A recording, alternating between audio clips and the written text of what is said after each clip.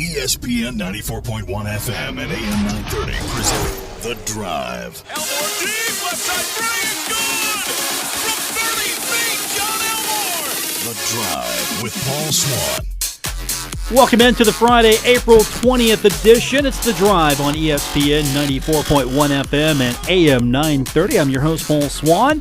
We'll be here for the next hour. We'll take your phone calls later on at 877-420-TALK, 877-420-8255. Coming up this hour, we're going to hear from the Associate Athletic Director of Marshall University, Aaron Goebbel. Thundering Herd finishing up their season renewals for football, and we're going to talk to him, see how that went and what opportunities still may be available for you. Those of you who procrastinated, there are some pretty good deals out there. If you want to go see Herd football, this was probably your year to get a season ticket package. So Aaron's going to talk to us a little bit later on about that.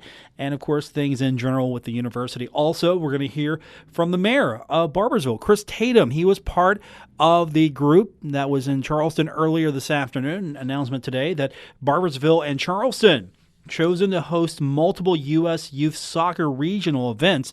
So we'll have Chris on later on in the program to tell us more about that and, of course, how that's going to benefit the entire state of West Virginia. From my understanding, multiple communities were involved in this. Barboursville, Huntington, of course, the Kanawha Valley. There's going to be a lot of opportunity for people to help out. Soccer is going to take over the Mountain State, at least this portion of the state, and Chris is going to tell us more about that later on. And, of course, as we mentioned, your phone calls, they are welcome. Again, the number is 877-420-TALK, 877-420-8255. So now that we've got that set, let's get you caught up on what's happening today. As we usually do, we'll start with Marshall news, and Marshall men's basketball coach Dan D'Antoni, he was on the program with us yesterday talking about the loss of Ideen Penova. Of course, he's going to the NBA, signing with an agent, foregoing his senior season. Well, now we can officially talk about Tavion Kinsley. That's the Thundering Herd confirming that today. He signed a national letter of intent to play with the Thundering Herd. Jeremy Dillon and Cameron Brooks-Harris also on the list as far as the release is concerned. Here's what Danny had to say today in the release. He said that Tavion is a tremendous athlete. He can play and guard any position from the 1 to the 3. Added that he's exciting, fun to watch. He's not just a basketball player, but he excels in the classroom with a 3.1 GPA. He is a smart kid and can play any position well. He's 6'5" guard. He's 155 pounds right now. Going to be immediately eligible for the 2018-19 season. That's good for the Thundering Herd to get some more talent out there quickly. Now, if you don't know much about this kid, he's a pretty good get for the Thundering Herd. He was a member of the Ohio Prep Sports Writers Association All-State second team this season. During his senior season, he averaged almost 20 points a game, shot 60% from the field, and 39% of his three-pointers. This kid also named Division II District Player of the Year. He was a member of the OPSA's All-State First Team during his junior season. Now, if you're not that familiar with the other kids mentioned in this release, you, of course, talking about Jeremy Dillon, Cameron Brooks-Harris, these kids, they were AAU teammates together. So maybe some chemistry there. Whatever the case, there's going to be something to be excited about if you're a Marshall basketball fan. Now, we're going to get back to baseball soon on the radio. In a few days, we'll have Marshall taking on West Virginia from Charleston. But first, Thundering Herd's got to take care of some business in Conference USA. They're going to be doing that in Beckley. They've got a 3-game series against, well, one of the top teams in Conference USA. Marshall's got a 2-game sweep under their belt of Ohio. So now they've got some momentum. They're taking on Louisiana Tech. Now, Louisiana Tech did lose its last conference series at home against Charlotte. They are 26-13. They're 10-5 in Conference USA. Marshall is 17-17 overall, 5-10 in Conference USA. So if Thundering Herd can get a couple of games against Louisiana Tech, that'll definitely help with the conference record. Game 1, 5 o'clock. So that's getting underway. Game 2 is going to be Saturday at 2. Game 3 is going to be Sunday at 10 a.m. And, of course, you probably can't get to Beckley right now if you're listening to the program on the radio, but you got opportunity, make maybe a little road trip on Saturday or Sunday, head out to Beckley. Beckley's always been a great place for the Thundering Herd. It's as the release says, and I agree, a home away from home for the Thundering Herd. I just can't wait. I know this sets me up to get that discussion of a baseball park for the Thundering Herd in Huntington here again, but I think you know where I stand on that. Trying to get that facility is going to be still a difficult feat. Got to find the location. You got to find, of course, the money. It's got to fit in with, I'm sure, some grand plans that are being dreamed up for revitalization of Huntington. And of course, there's probably some other facilities on campus as well that need attention, or maybe you just need a new facility there. I think basketball definitely could use a new facility eventually. I know that's probably on the long-term plan. So that's what it looks like as far as your Thundering Herd news. Some sad news today. Former Ohio State football coach Earl Bruce died. He was 87. Now, Earl had a tough go of it only because he had to follow Woody Hayes. Woody Hayes was his mentor. And you're following your mentor at Ohio State. Now, he's remembered fondly, helped really build that program. He died, in a statement released today, at the age of 87 in Columbus. He died on Friday, suffering from Alzheimer's disease. And let me tell you right now, if you've ever watched a loved one go through that, you understand how terrible it is. I have heard that, and you hate to hear that. So just a personal plea from me, if you know somebody dealing with Alzheimer's, make sure to be patient with them. If you ever want to donate to a worthy cause, I think Alzheimer's is a worthy cause of your time, energy. And it's something that I truly believe in because I watched someone die of it, and it's not pleasant. It's really a humiliating disease. It takes a lot away from you. So my condolences, of course, to the Bruce family passing away. As far as his record, celebrating his life, had a record of 81-26-1 as head coach at Ohio State. He was there from 79 to 87. Now, he had it tough. Because if you know your football history, if you're a big fan of Ohio State, you know this. If you're a casual fan, maybe you don't remember that he had to take over after Woody Hayes was fired for punching a Clemson player in the 1978 Gator Bowl. Now, this guy had a tough go of it. Woody Hayes was Woody Hayes. And I don't know if that was ever fair to Earl Bruce. He couldn't maybe meet those standards that Woody set, and who could really. But I think Hayes has a position in football that few could meet.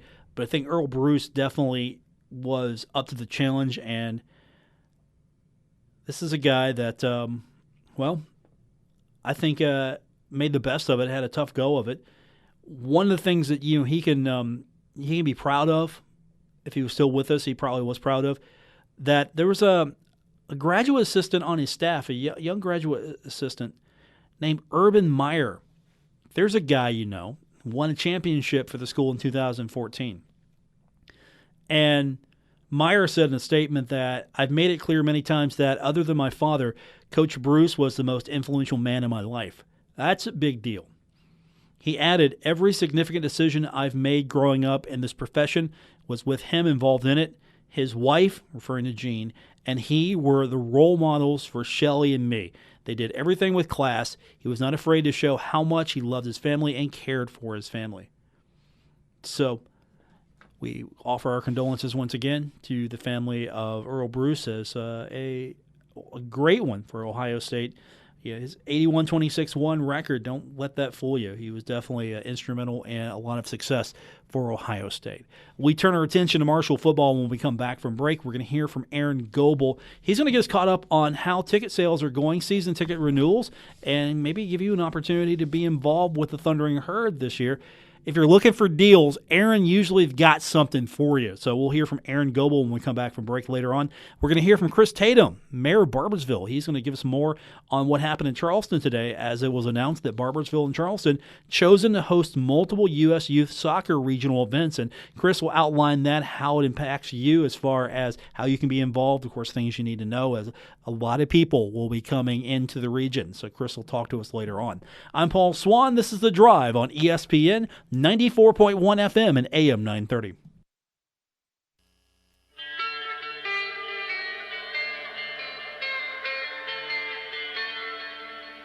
Now, back to The Drive with Paul Swann on ESPN 94.1 FM and AM 930.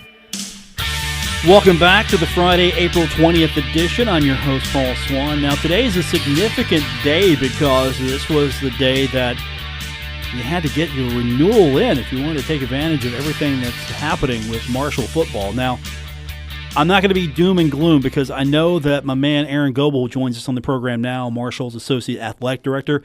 We'll have plenty of good news for those who maybe missed their opportunity to take advantage of everything that's happening right now with Marshall football. He joins us on the program now, and probably if a lot of people were excited about football, they would be banging your door down, and it sounds like what's been happening, Aaron, is there's a lot of people wanting season tickets this year. Yeah, Paul, it's been fantastic, man. First and foremost, appreciate you having me on, and the feedback that we've gotten through our renewal period this year has been fantastic.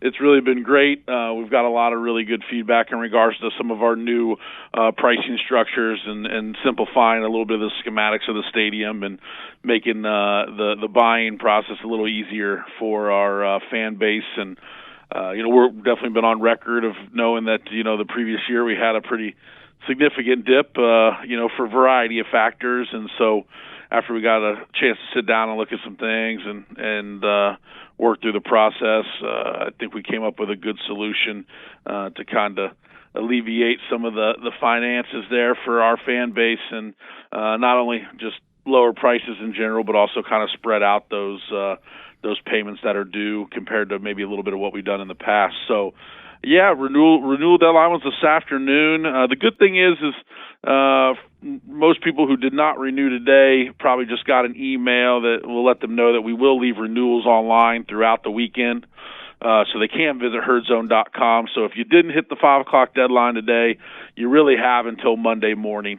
So Monday morning's when we'll clear out the few accounts that didn't renew. And I'll go on record in saying, as of about 10 minutes ago, we were almost at 95% renewal, which is probably close to a record in regards to the amount of accounts that renewed their season tickets, that bought season tickets last year. So it's nice to still always an uphill climb because we want to sell as many season tickets as we can, but it's definitely not behind the 8 ball this time around. And we got a lot of interest from new season ticket buyers that are ready to pounce when we go on sale next week. So it's exciting times. We're fired up, man. Yeah, and then you got an opportunity, of course. Choose Your Seat Day is coming up on Saturday, April 28th, and that's before the green and white scrimmage. Give the fans an opportunity to maybe pounce for the first time.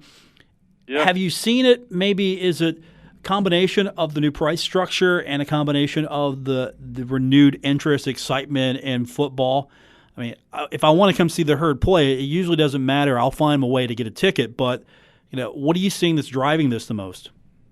Yeah, I think it's a combination of things, to be honest with you. And I know we use the word a lot in athletics, but it's a vibe. We have a really positive vibe around Marshall athletics right now. And I mean, if you don't think that this is a cohesive unit in regards to how spending and donating and supporting works, you're sadly mistaken. So to think that ending that 31-year drought and going to the NCAA tournament, along with, winning a bowl game and our softball team, going to the NCAA tournament last year. I mean, that all works together. And right now there's just a lot of positivity around our athletic department.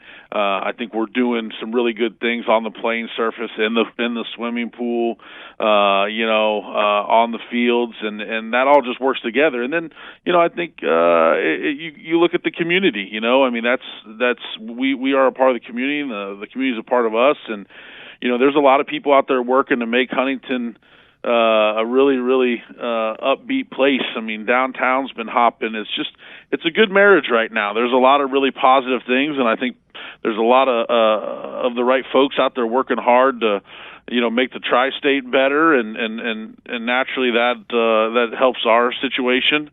So I think it's a variety. Pricing definitely helps.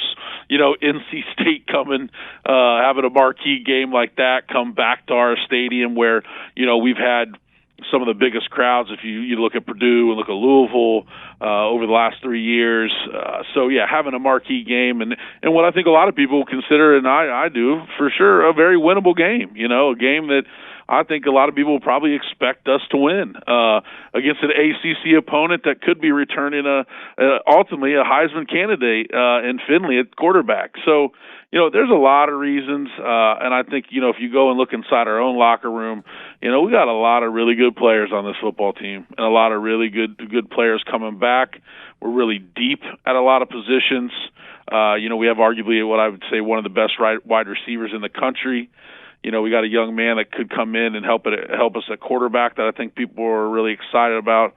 A stout defense, and then you look at the coaching staff and look at kind of some of those tweaks we made there, and for those Big Green members and season ticket holders that have got out and watched us so far, I mean, it's hard to keep up with which way we're running and what we're doing on offense. It's a lot of fun, and so yeah, I just think there's a lot of. I mean, you package all that together and put a bow on it, and I think our fan base it's proof in the pudding. I mean they've supported this program through and through at all times, and it's just when we start to do our part a little better, and I think we are doing that right now. Then just like anywhere you go, they step up a little more, and I think that's what you're seeing. So it's awesome, man.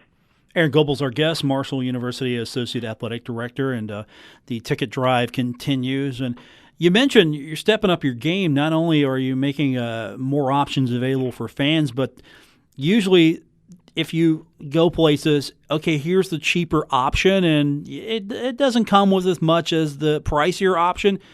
You're doing some things to make sure that no matter what price point you enter into this, there's something there for you. Like, for example, you're going to have some cushioned seat backs for a few sections as well, and those usually are a higher perk for a lot of fans, right?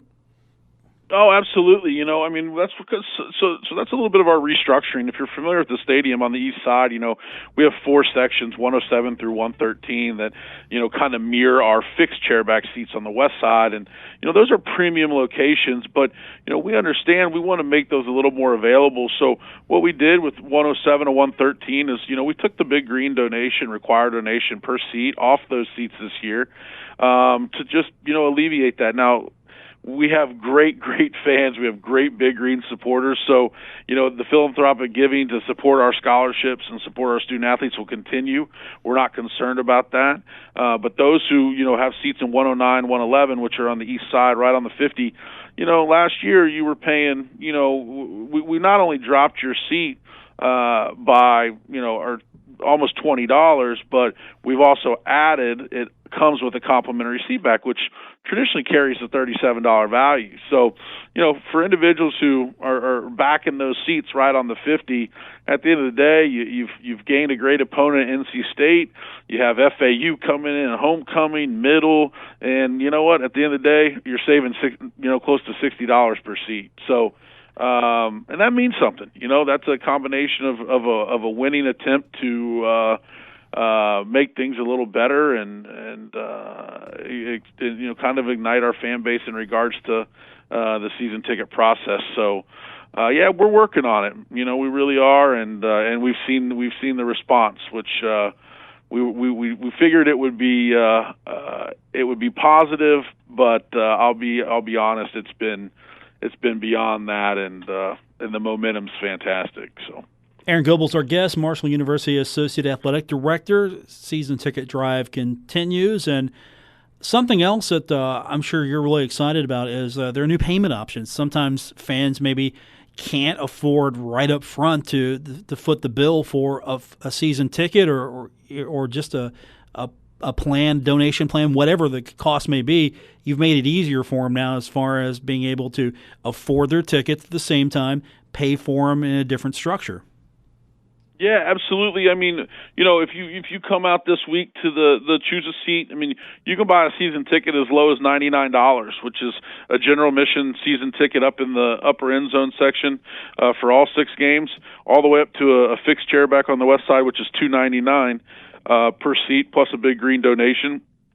But the one thing that we've done now is you can string that out. So if you come and you make that initial payment, we'll allow you to do a 6-month installment to where you get it taken out at the beginning of every month all the way up until September 1st, right before we play our first game at home there on the 8th. So, in the past, we were really kind of locked into the only individuals who really kind of got that break were renewals, and we started to see this peaked interest. Well, hey, I think I would buy season tickets if I had a little flexibility. So we thought it only made sense to not really pigeonhole ourselves to giving that option to just season ticket holders that were from the current year, but new buyers. So, we're looking at, if you're looking to buy a season ticket, I'm just throwing some quick math out there, but, if you're looking at a sideline section, 107, which is, a 40-yard line seat, if you buy that this weekend, ultimately you're paying $28 a month for 6 months to be able to sit right on the 40-yard line for the entire season. So, I think we'll see a lot of really good response to that. I know we've seen it already in the renewal period, but I think the fact that we can make it more of almost a minor utility rather than a big lump sum payment, I think you're going to see a really, really great response to that. And like I said, we already have really. So, Aaron Goebbel is our guest, and Aaron, I know you're always striving to make game day as fun as it possibly can be. Last year, some new amenities, some new things available for fans. What are you working towards that you can talk to us about for the game day experience this year? Well, I'll tell you one thing. We're really working on trying to make our always tweak our intro video every year to try to make that a little better of experience. There's only so much you can do with that, to be completely honest. But I feel like we do a great job with that. And at the end of the day, our screens and our digital experience in our facility for a facility of our size is fantastic. I think sometimes our folks take it a little bit for granted, but when you look at our boards on both sides of the stadium and our pro ads and ribbons, that's an experience not everyone has that I think we do a really nice job with. But I'll tell you a couple things to give you a heads up. We're looking to get a new tunnel, to have a different look that the team will actually come out of a new structure this year that'll be new and improved and have a different, cleaner look to it. And I think we'll, really add to the ambiance in regards to how they enter the field, and, looking at some pyrotechnics a little bit actually this year to see, what we can do there, which would be a part of the intro. And then as far as around the stadium, we'll continue with we'll continue with the beer zone that we introduced last year that opens when gates open. But we are looking, and this is actually a kindred initiative, but last year we started the concert series, and we're looking actually to move that this year over near the M Club Pavilion and kind of have a little bit more of a party atmosphere over there, where we're going to have some digital screens, and we're going to officially kind of coin that as a tailgate zone, offer some discounted adult beverages, a different one every game day for Big Green members. So the $60 Big Green member, or the $100 Big Green member that maybe not have a spot on the west slot or right around the stadium, but wants to get near the stadium to tailgate a little bit. That's what our goal is with that area. So those are just a couple things going on around the outside. And then, our tradition, we stick with that. And our Thunder Walk's a great tradition, and hopefully our weather will cooperate this year because that always gets a great crowd. And the kids zone, we'll have the family's fun zone in the Klein indoor, which is always a fun deal. I mean, if you got youngsters and you're looking to come an hour or so before the game, that's free of charge if you have a family pack season ticket or a Big Green member to go in there. And I mean, we have anywhere between 10 to 15 inflatables every game for young folks to go around and jump around on. So I feel like we got a nice atmosphere going on around the stadium. I think we'll have some new and improved deals around. We'll have our traditional Hall of Fame game, which will be the opening game. We'll do military appreciation again, looking to do a field-sized flag for that this year, as well as have the individuals jump into the stadium like we've had in the past. And we'll have our blackout game and homecoming and, all the good stuff that makes Marshall the best, and we'll continue to tweak it a little bit each year to make sure it doesn't get stale and keep coming back. So I'm excited just with the pyro, Aaron. You had me at pyro. I'm excited about that. Yeah, we like what we do now. We think it provides a good atmosphere, but the fact that as long as we can finalize getting this new tunnel and this new structure done, we feel like it kind of goes hand in hand. So, ideally we've talked to a couple of companies, but we're going to use our resources on campus here and see if our engineering folks can't jump in and help make that a project. And that's what this the campus community is all about, is finding a way for everyone to win. And so I think that type of involvement will be a really, really neat and exciting process. So Aaron Goebbel is our guest, Marshall University's Associate Athletic Director, telling us about all the great things happening with football as far as game day tickets. And Aaron, you always drop some surprises on us as far as any specials for tickets. So I know you do that a lot on social media. So for fans that maybe don't do the season ticket, there's still going to be a lot of options for them. Where should they be keeping an eye out for these type of things? Because I know you're always looking to wheel and deal. Yeah, the main thing is I always recommend follow. If you're just a kind of a traditional patron that buys single games from time to time, if you're in our system, there's a chance we're hitting you with an email sometime, some form or fashion. So you're going to hear from us. But definitely herdzone.com. That's our bread and butter. Always check out our website. Our ticket site, in my opinion, is one of the best in the country. Cole Woodrum and our ticket staff, they do a great job with the upkeep of our site. It's very fan friendly. It's got a great look to it. We always try to get some promo codes out there. But we're really focused on our season ticket structure. We really are, Paul. We feel like we've made that convenient. We need to emphasize. That is our investment. That is what allows us to operate. The revenues that come from season tickets are what really gives us the foundation to allow our entire athletic department to operate. So that is what we're focused on. But most definitely, we'll go on sale right around the 1st of August from a single game standpoint. We'll go on sale, in June with some mini plans.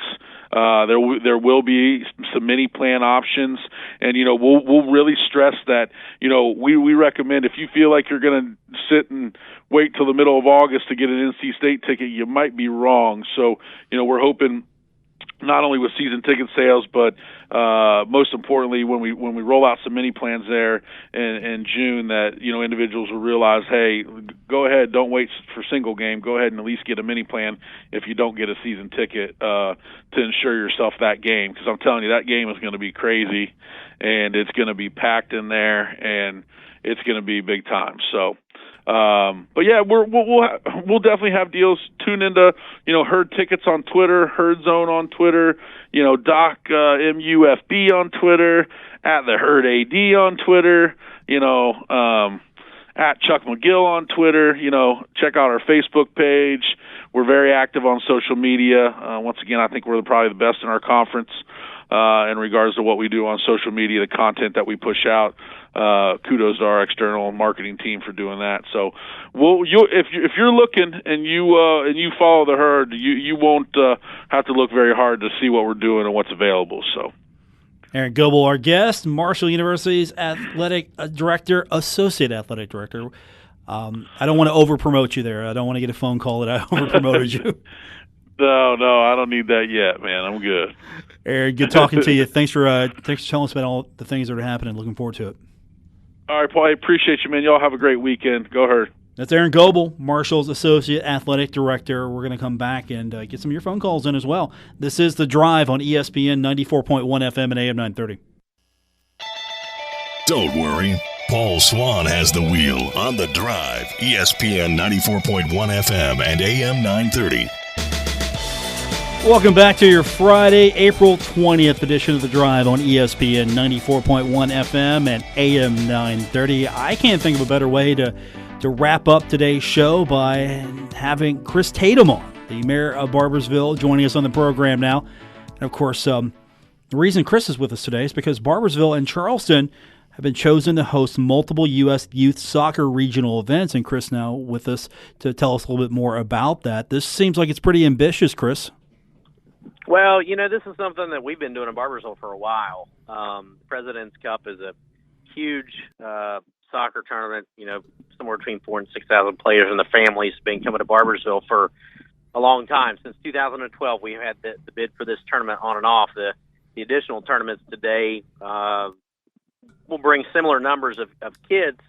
But, more importantly, we've got two great soccer complexes to showcase, and it just is going to be a huge economic impact to our area. Even when that soccer tournament was solely held in Barboursville, in the Kennedy Center, the families and the players were staying all the way from Charleston, up past Charleston into Clendenin, all the way down into Ashland and Ironton and points beyond that. So there's plenty to go around with that many players. I mean, you're talking about a $32 million economic impact for having these tournaments that were announced today. It's just huge for the area, huge for the state of West Virginia and the surrounding areas. Now, explain to me, and for those who maybe don't understand everything that's involved, as you mentioned, this used to be all in Barboursville. So now we're not looking at subtraction from Barboursville. We're looking just more at addition to the state. Yeah, absolutely. There's logistically, Barboursville has the most soccer fields in one place, but because of the volume of players, they were playing soccer over at the Kennedy Center. Depending on how the weather was, depended on how the Kennedy Center was utilized. Obviously, as you know, some of that tends to get under thumbs. Depending on rain and weather, I think one year, then Governor Manchin actually arranged for a Black Hawk helicopter to come in and dry our fields off. You don't have that luxury every year. Shawnee and up in Charleston, they have put together a 6-field complex that is going to have turf on it. We have turf planned for our complex as well. It's a little bit down the road, and we hope to secure that tournament again for multiple years. So it makes sense logistically. You can't put that many players in the area and keep having that tournament if you're not making improvements. And people were staying in Charleston anyway. The West Virginia Soccer Association saw an opportunity to keep a portion of the players closer to Charleston by playing some of those games there. We're still going to have a ton of players in Barboursville Park, as we always have. Again, to use the analogy, a rising tide lifts all boats, and $32 million spread over the West Virginia, Kentucky, Ohio corridor via 64 is huge for all of us. Chris Tatum is our guest, mayor of Barboursville, and of course a huge component of the soccer tournament being a part of our region. And so you're not going to see – we've seen in the past that the soccer complex at Marshall has been utilized. Is that still going to be in play, or is this all – Yeah, I think all that – we're still the host city. We have the amenities as do a number of the other areas, but the stadium at Marshall has been utilized for the opening ceremonies. I can't see that changing. It's just the Shawnee site is another place to go play soccer and do it logistically correct. If we do some expansion of our complex, the outlay of that tournament might change over the course of the next several years, but we want people playing soccer all over the place. They're in Charleston anyway. They're in Ashland anyway. They're in Barboursville anyway. So why not give them? That was some of the feedback that we've gotten before is, there's families that are in Charleston, but yet they've got to drive 35 or 40 minutes to come and play their game.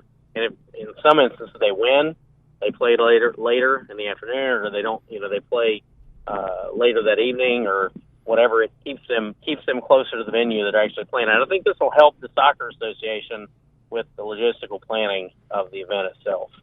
And it'll be a better experience for those families and players. Chris Tatum's our guest, Mayor of Barboursville, and the Barboursville and Charleston areas chosen to host the multiple events that will be offered by youth soccer, lots of regional events, and of course, with the soccer tournament being so successful, it keeps coming back and back and back. What is that? Without giving away the secret sauce, of course, what is it that's just making this such a win-win for everyone involved to have it come back multiple times? Well, I think because we staff it properly. We have tons of volunteers.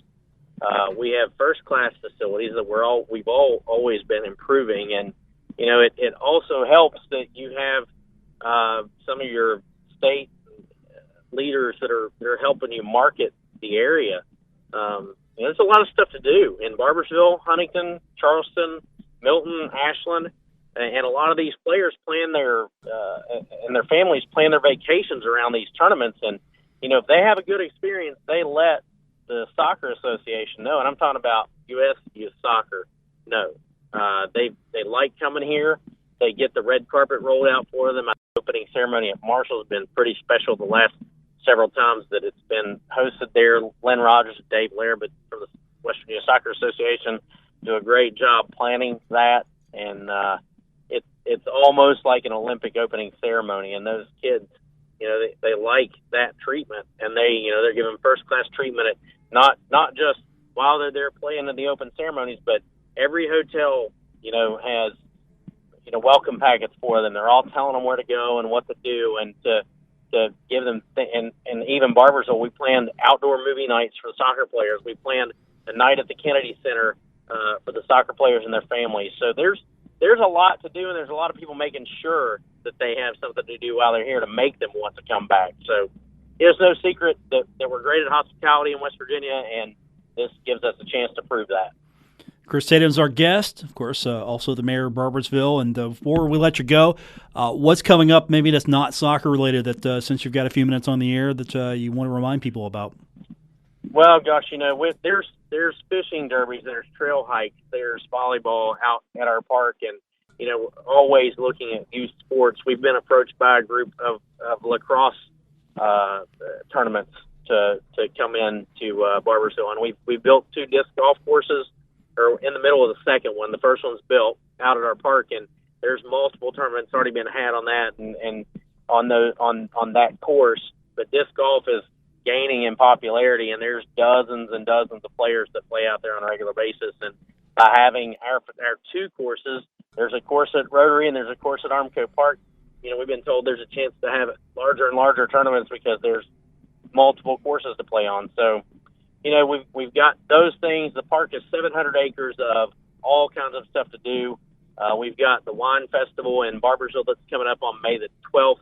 It's a ticketed event, and Main on Central, the restaurant that's in downtown Barboursville, is hosting the VIP hour. People can get their tickets at eventbrite.com. And in the fall, we have our fall festival, 4th of July celebration. There's a bunch of stuff going on. We ask people to go to discoverbarboursville.com or barboursville.org to find out what's going on in town. But, there's always something to do besides going to the mall and shopping and finding one of our great restaurants. There's always something to do in that park. Chris, I know it's been pretty busy for you today. Thanks for spending a few minutes with us, and we'll catch up with you soon, man. We got football to start talking about soon with you. It won't be long, will it? It won't be long. I keep in touch with Coach Steele on a pretty regular basis, and we've already been talking the talk as well. So it's going to be good football season, and we'll be excited to get back out on the field for that. We've got a few months, but those kids are hard at work already, as you well know. Chris Tatum, our guest, the mayor of Barboursville, and probably the only sports play-by-play ready mayor in the area, entire state. I'd say that's right true. I'd probably say that's true. Yeah. You think? That's true. I mean, I'm not trying to pit you two against each other. You think Williams can take the mic and do play-by-play? Come on. I don't know, man. He's pretty good at that, from what I understand. I mean, he's a talker too. I mean, we all of us as politicians get accused of being good talkers, right? So you got to think that the guy's got the juice to do it. We'll try that out one time. I mean, you'll put him somewhere else. Don't worry. You're good. Your position's safe. We'll put him somewhere else. I appreciate that. Chris Tatum, our guest. Thanks, buddy. Good talking to you again. Hey, I appreciate you. Talk to you soon, pal. Barboursville and Charleston going to be hosting a lot of youth soccer. It's going to be a big economic boom for the area. We're going to take our final break, come back, and wrap this one up. It's The Drive on ESPN 94.1 FM and AM 930. You're listening to The Drive with Paul Swann on ESPN 94.1 FM and AM 930. Don't forget, if you miss any part of tonight's show, you can always go back and catch the replay. You can do it by going to WRVC.com. You can also find us on Apple Podcast, Stitcher Radio. We're on TuneIn. And, of course, as I always mention, website. Go there first. Go to WRVC.com. That's the best place to start. And, of course, if you're not subscribed to the podcast, make that a priority. Do that today. Like now, go do it now. Thanks for listening to today's edition. I'm your host, Paul Swann, and great show tonight. Really appreciate Aaron Goebbel from Marshall coming out and tell us a little bit the ticket drive for football. Of course, Chris Tatum, mayor of Barboursville. A big announcement today as far as just bringing youth sports back again to the region and expanding the fields, getting more communities involved. And Chris is right. There's a lot of economic, and I mean, the best way I'm going to say this is everybody is going to benefit from this. Just because the fields are in Barboursville or the Shawnees complex, everybody benefits from this. So it's going to be a nice economic boon for the area. It's great for tourism. Keep that in mind. This is a great way for the region to showcase itself. And there's going to be a lot of talented soccer kids being introduced to Marshall University. I'm a Marshall soccer coach, Chris Grossi. If I'm sitting there right now, I'm looking at this like, yeah, that's right. Yeah, look at my soccer complex. He doesn't even have to say it. It just speaks for itself. All right, that's going to do it for this edition. Don't forget, we've got Pirates baseball coming up tonight. 6:40 is going to be our airtime taking on Philadelphia. On our sister station, Cat Sports 93.3 and 1340. It's Cleveland taking on Indiana. That's Game 3 of that series, tied at 1 game apiece. For producer Gabriel Sellerts, I'm Paul Swann. This has been The Drive on ESPN 94.1 FM and AM 930. Have a great weekend, everyone, and good night. WRVC Huntington, W227BS Huntington, ESPN 94.1 FM and AM 930. Huntington Sports Station.